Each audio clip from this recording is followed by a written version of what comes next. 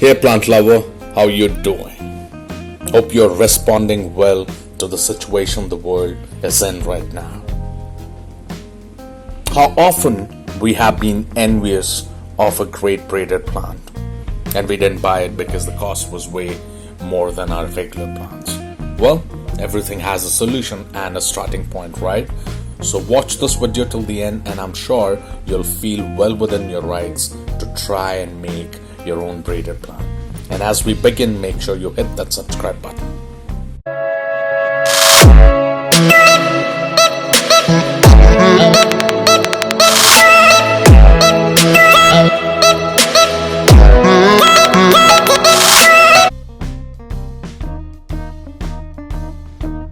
Choosing the right plant is the most critical thing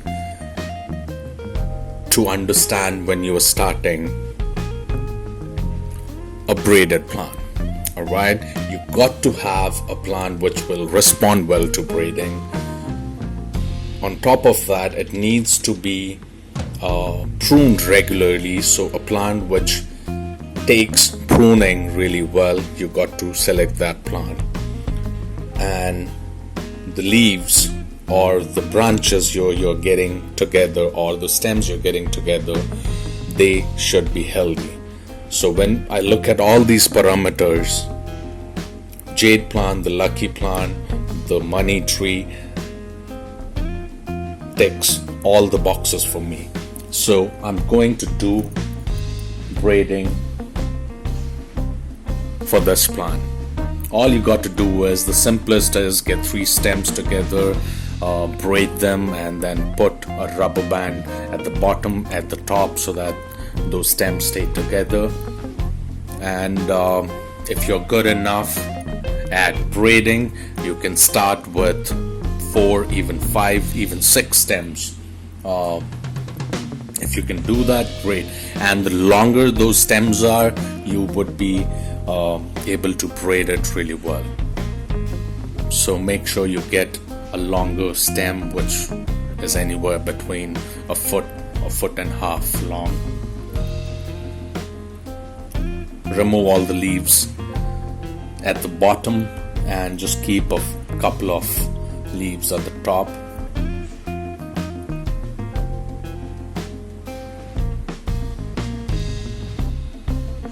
Another thing you need to understand here is these rubber bands might cut through those stems. So you have to be kind of light when you go on and put those rubber bands. Make sure you observe these stems every day, because if they're cutting through the stems, you got to remove it and probably put something else. I had a couple of stems being cut by the rubber band, otherwise it was good for me. So all our braided stems are ready, and I'm planning to put them in water and try and root them. The reason I'm using water is because I've heard and there have been a lot of talks about a jade plant cannot be rooted in water. So I just want to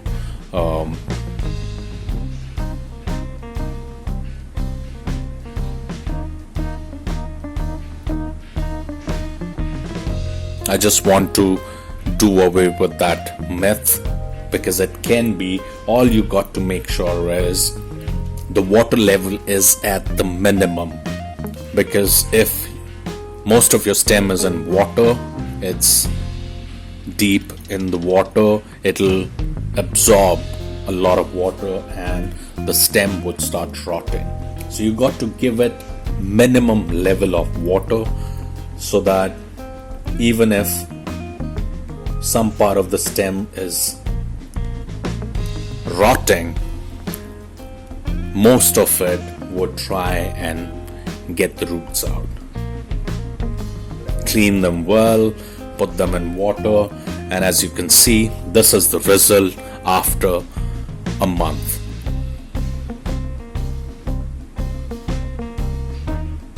Great roots, Now this you can even keep in the water.